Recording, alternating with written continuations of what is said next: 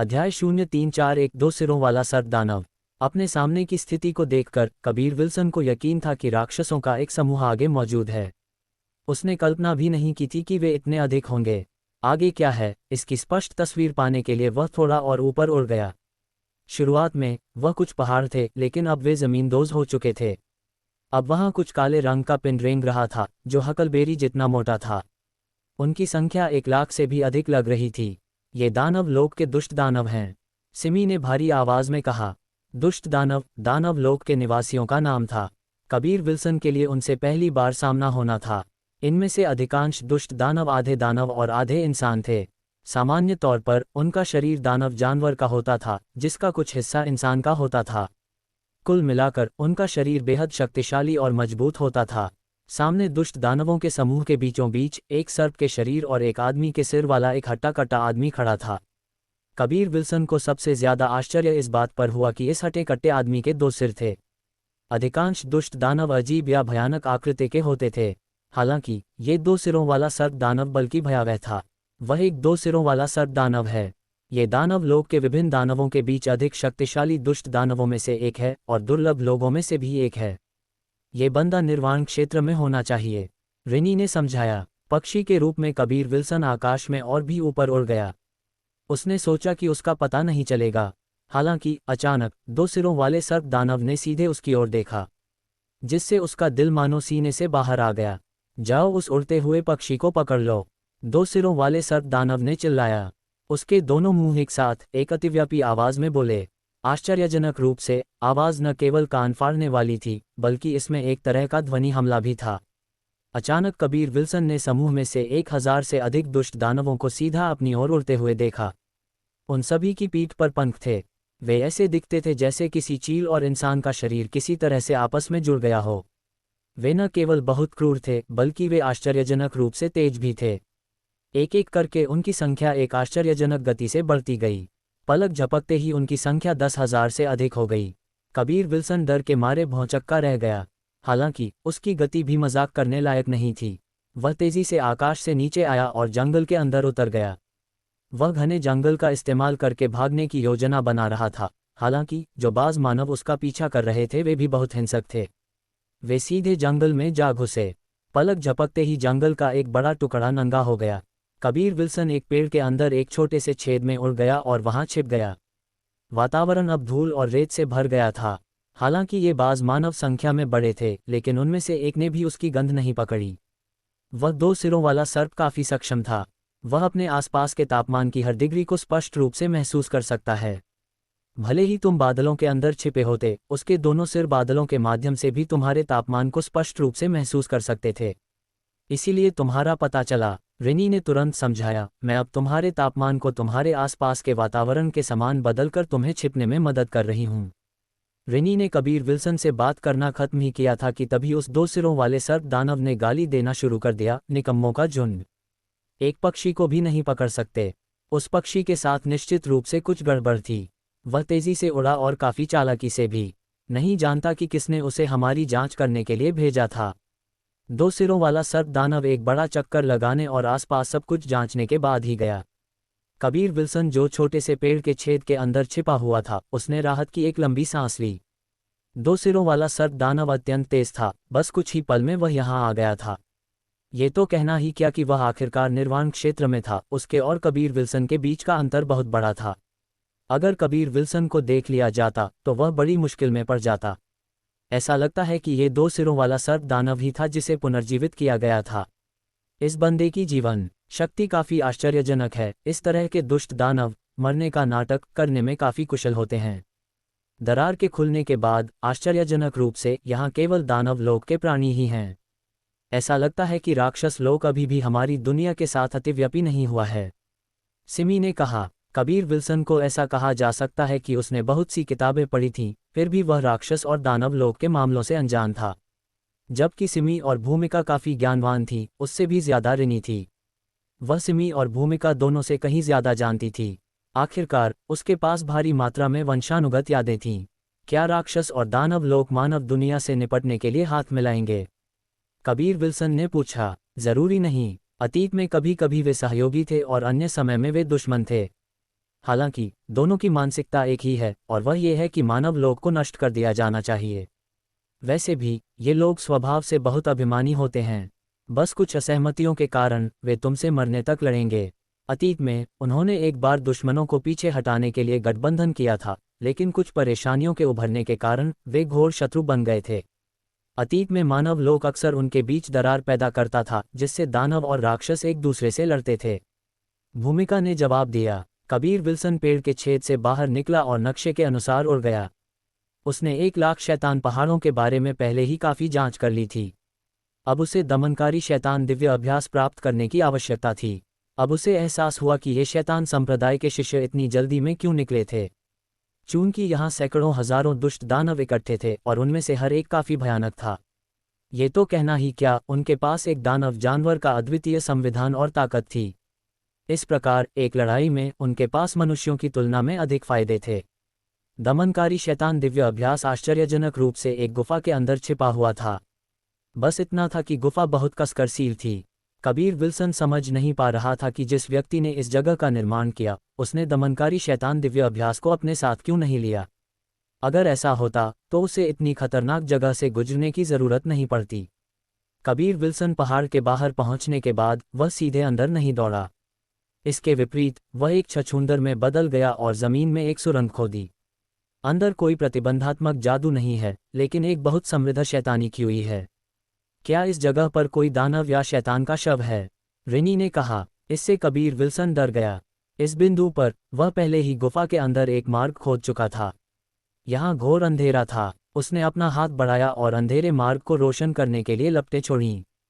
इस समय वह उपर्युक्त शैतानी क्यूई को भी महसूस कर सकता था। यहाँ की शैतानी क्यूई काफ़ी अजीब थी। यह ऐसी किसी भी चीज़ के विपरीत थी जिसका उसने पहले दक्षिणी बंजर भूमि में सामना किया था, उन शैतान राजकुमारों से बहुत अलग जिसका उसने सामना किया था। क्या वाकई अंदर किसी दानव या शैतान का शव है? कबीर विल्सन थोड़ा चिंतित था। केवल शैतानी क्यूई को देखकर वह जानता था कि उस शैतान या दानव शव का मालिक अपने समय का एक अत्यंत शक्तिशाली मार्शल कलाकार रहा होगा। कम से कम वह निर्वाण क्षेत्र में था। हाँ, वैसे भी तुम्हें चिंता करने की ज़रूरत नहीं है। ये बंदा सील लगता है। वह जिंदा है या मर चुका है यह मैं नहीं जानती। रिनी के शब्दों ने एक बार फिर कबीर विल्सन को बुरी तरह डरा दिया। लेकिन सौभाग्य से भयानक दानव या शैतान सील था, जो कबीर विल्सन के लिए एक बड़ी राहत थी। जब कबीर विल्सन गुफा के अंत तक पहुंचा तो वह पहाड़ के गर्भ में पहुंचा, जो न केवल अंतरिक्ष में बहुत चौड़ा था, बल्कि पूरी तरह से खाली भी था। केंद्र में एक विशाल स्तंभ था जो लगभग 1 दर्जन जांघ ऊंचा था। कबीर विल्सन ने अनुमान लगाया कि दमनकारी शैतान दिव्य अभ्यास उस विशाल स्तंभ के नीचे दबा हुआ था। उसे यह समझने में मुश्किल हो रही थी कि इतना विशाल स्तंभ यहाँ कैसे आया। जब उसने अपनी लपटों से स्तंभ को रोशन किया तो स्तंभ ने अचानक उसके हाथों से लपटों को चूसना शुरू कर दिया। यह क्या हो रहा है? कबीर विल्सन के लिए सबसे बुरी बात यह थी कि वह अपनी लपटों के निकलने को भी नियंत्रित नहीं कर सकता था। आश्चर्यजनक रूप से लपटें एक अग्नि ड्रैगन की तरह उसकी हथेली से उमड़ रही थीं और स्तंभ में घुस रही थीं। जल्द ही स्तंभ ने लपटों को अवशोषित करना बंद कर दिया। पहाड़ का विशाल गर्भ भी बहुत चमकीला हो गया, क्योंकि विशाल स्तंभ एक तीव्र आभा छोड़ रहा था। इस समय कबीर विल्सन समझ गया कि दमनकारी शैतान दिव्य अभ्यास को दूर क्यों नहीं ले जाया जा सका, क्योंकि पूरा अभ्यास स्तंभ पर खोदा गया था और पूरा अभ्यास बहुत लंबा था। विशाल स्तंभ में उसकी सतह पर पूरी तरह से उत्कीर्ण कई जाप सूत्र थे। ऐसे विशाल स्तंभ पर उसकी सतह पर उत्कीर्ण अक्षर केवल एक अंगूठे के आकार के थे। ये तो कहना ही क्या कि स्तंभ के चारों किनारे ऐसे छोटे अक्षरों से पूरी तरह से भरे हुए थे। कोई कल्पना कर सकता है कि दमनकारी शैतान दिव्य अभ्यास कितना जटिल और गूढ़ था। अध्याय 0342 दमनकारी शैतान स्वर्णिम काया। वेदिका पर घने रूप से भरे हुए उन अनगिनत छोटे अक्षरों को देखकर कबीर विल्सन को अपने शरीर में शक्तिहीनता की एक लहर महसूस हुई। वह जमीन पर बैठ गया, अपनी दैवीय चेतना को आजमाने के लिए फैलाया। लेकिन कोई फायदा नहीं हुआ। वह सीधे दमनकारी शैतान दिव्य अभ्यास को प्राप्त नहीं कर सका। चलो देखते हैं कि क्या इस पर खून की एक बूंद टपकाने के बाद मैं इसे प्राप्त कर सकता हूँ। हालांकि वह एक बार फिर निराश हुआ। वेदिका ने कोई प्रतिक्रिया नहीं दिखाई। छोटे शरारती, वेदिका पर की सामग्री को ईमानदारी से याद कर लो। ये दिव्य अभ्यास है, हालांकि जाप सूत्र अपेक्षाकृत छोटा है। तुम्हारे इसे दिल से जानने के बाद तुम इसमें पारंगत हो जाओगे। तुम्हें ये बहुत लंबा महसूस नहीं होगा। तुम्हें ठीक वैसा ही महसूस होगा जैसा तुम 4 प्रतीकों के दिव्य अभ्यास और ताइची ड्रैगन अधीन करने वाले अभ्यास की खेती करते समय महसूस करते हो। सिमी ने कबीर विल्सन को समझाया। शुरुआत में कबीर विल्सन को भी पूरे ताइची अधीन करने वाले अभ्यास को याद करने में काफ़ी लंबा समय बिताना पड़ा था। अब वह केवल अपने दांत भींच सकता था और वेदिका पर लिखे जाप सूत्र को थोड़ा थोड़ा करके पढ़ सकता था। थोड़ी देर विचार करने के बाद ही कबीर विल्सन को एहसास हुआ कि जाप सूत्र की शुरुआत ऊपर थी, जबकि उसी तरफ का निचला हिस्सा जाप सूत्र के पहले भाग का समापन था, जबकि ठीक उसके पीछे की सतह दूसरे भाग का गठन करती थी, जबकि बाएं और दाएं तरफ मिलकर जाप सूत्र का तीसरा भाग बनाते थे। कबीर विल्सन एक पक्षी में बदल गया और पहले भाग को पढ़ते हुए ऊपर से नीचे की ओर उड़ गया। जिस बात ने उसे आश्चर्यचकित किया वह ये था कि जाप सूत्र का एक वाक्य उसे दिल से याद हो जाने के बाद वह हिस्सा वेदिका से गायब हो जाता था। एक पूरा महीना बिताने के बाद कबीर विल्सन आखिरकार जाप सूत्र के एक भाग को दिल से याद करने में सफल रहा। वेदिका का एक किनारा अब पूरी तरह से कोरा था। जो उसकी उम्मीदों से बिल्कुल बाहर था वह ये था कि अब उसे ऐसा महसूस हो रहा था कि वह दमनकारी शैतान दिव्य अभ्यास के गूढ़ सिद्धांत को समझ गया है, लेकिन वास्तव में नहीं समझा है। वह गुप्त रूप से उत्साहित था। उसने अनुमान लगाया कि एक बार जब वह पूरे जाप सूत्र के साथ समाप्त हो जाएगा तो उसने दमनकारी शैतान दिव्य अभ्यास को सीखना समाप्त कर लिया होगा। किंवदंती है कि दमनकारी शैतान दिव्य अभ्यास सीखना काफ़ी मुश्किल था। कबीर विल्सन अब समझ सकता था कि क्यों। क्योंकि सबसे पहले किसी को एक बहुत लंबा जाप सूत्र याद करना पड़ता था। उसने सोचा कि दमनकारी शैतान दिव्य अभ्यास की कठिनाई इसी तथ्य में निहित है। जरा सोचो, ये दमनकारी शैतान वेदिका होनी चाहिए। राक्षसों और शैतानों की प्राचीन लड़ाई के समय इस तरह की वेदिकाएं कई दुनियाओं में दिखाई दीं। हालांकि अफवाह है कि उन्होंने उस लड़ाई में ज़्यादा भूमिका नहीं निभाई। अब जबकि यह यहाँ दिखाई दी है, ये दमनकारी शैतान दिव्य अभ्यास को देने के लिए होनी चाहिए। लेकिन इसे यहाँ किसने रखा? रिनी ने संदेह से कहा। ऐसा लगता है एक बार जब कोई इसकी सतह पर की सामग्री को याद कर लेता है तो संबंधित अक्षर वेदिका से गायब हो जाएंगे। इस बारे में बोलते हुए ऐसा लगता है कि अतीत में किसी और ने दमनकारी शैतान दिव्य अभ्यास नहीं सीखा था। सिमी को थोड़ा संदेह हुआ। उसने भी दमनकारी शैतान वेदिका के बारे में सुना था। इसके बारे में सोचने के बाद रिनी ने कहा, शुरुआत में केवल छोटे शरारती की लपटों को अवशोषित करने के बाद ही दमनकारी शैतान वेदिका रोशन हुई। जब अंधेरा था तो मैंने वेदिका पर के पाठ पर ध्यान भी नहीं दिया। क्या दमनकारी शैतान दिव्य अभ्यास को विकसित करने के लिए अग्नि भावना की ज़रूरत है? जाप सूत्र पढ़ते हुए कबीर विल्सन अचानक बोल पड़ा, हाँ, इसे सीखने के लिए अग्नि भावना की ज़रूरत है। इसके अलावा बैंगनी अग्नि भावना से ऊपर के रैंक की अग्नि भावना। तुम्हें कैसे पता? ये कहीं भी लिखा नहीं है, भूमिका ने पूछा। वह वेदिका पर के पाठ को ध्यान से पढ़ रही थी और गुप्त रूप से उसे याद भी कर रही थी। सिमी भी यही कर रही थी। मुझे इसके बारे में स्पष्ट नहीं है। इन पाठों को याद करने के बाद मेरा शरीर गर्म महसूस होता है, जैसे मेरे दिमाग में एक लौ है जो इन पाठों को जला रही है। इस तरह मुझे पता चला। कबीर विल्सन ने उस अजीब एहसास का वर्णन किया जिसने सिमी और भूमिका को आश्चर्यचकित कर दिया। हालांकि उनके पास अग्नि भावना नहीं थी, फिर भी उन्होंने इसे पूरी तरह से याद करने की योजना बनाई। और 2 महीने बीत गए। वेदिका अब काफ़ी धुंधली हो गई थी, लेकिन यह अभी भी एक कमज़ोर अग्नि प्रकाश को बनाए हुए थी। कबीर विल्सन वेदिका के पार बैठ गया। उसने आखिरकार पूरे दमनकारी शैतान दिव्य अभ्यास को याद कर लिया था। उसके इसे पूरी तरह से याद करने के बाद वह एक बेहद अद्भुत अवस्था में गिर गया था। उसके शरीर से लपटें लगातार निकल रही थीं, जिसने उसके कपड़ों को पूरी तरह से जला दिया था। छोटे शरारती का शरीर एक आश्चर्यजनक गति से मजबूत होता जा रहा है। हे भगवान, यह क्या हो रहा है? रिनी ने उत्साह से कहा। सिमी और भूमिका को भी ये पता चला। अमर और शैतान काया स्तर 6, स्तर 7, स्तर 8, क्या हो रहा है? वह अभी भी मजबूत हो रहा है। सिमी डर के मारे भौंचक्की रह गई। 10वां स्तर। भूमिका की बर्फीली ठंडी आवाज़ में उत्तेजना का एक निशान था। जाहिर है वह इस तरह के सौभाग्यपूर्ण मुठभेड़ होने पर कबीर विल्सन के लिए खुश थी। इससे पहले कबीर विल्सन अमर और शैतान काया के 5वें स्तर पर था, लेकिन अब अचानक वह 10वें स्तर पर पहुंच गया था। इसके अलावा वह रुकने के कोई संकेत नहीं दिखा रहा था, जिसने रिनी के साथ सिमी और भूमिका को सदमे से निःशब्द कर दिया। कबीर विल्सन सिर्फ एक सच्चा मार्शल क्षेत्र का मार्शल कलाकार था। किसी को पता होना चाहिए कि नश्वर दुनिया में केवल जब कोई चरम अवस्था के शिखर पर पहुंचता है तो उसके पास शरीर का ऐसा स्तर होगा। सिमी ने एक लंबी गहरी सांस ली। 10वां स्तर, अब ये बहुत धीमा है। यदि ये लड़का नीले अजगर शैतान काटने वाले ब्लेड पर भरोसा नहीं करेगा तो उसके पास एक 8वें स्तर के सच्चे मार्शल क्षेत्र के मार्शल कलाकार विशेषज्ञ के बराबर की ताकत होगी। और यदि वह नीले अजगर शैतान काटने वाले ब्लेड पर भरोसा करता है तो 9वें स्तर के साथ प्रतिस्पर्धा कर सकता है। सिमी के लिए सच्चे मार्शल क्षेत्र का 9वां स्तर का मार्शल कलाकार विशेषज्ञ वह था जिसके पास कई विशेषता वाली नसें और कई तरह की मार्शल तकनीकें थीं। कबीर विल्सन जाग गया। अपनी आंखें खोलने के बाद उसने हंसना शुरू कर दिया।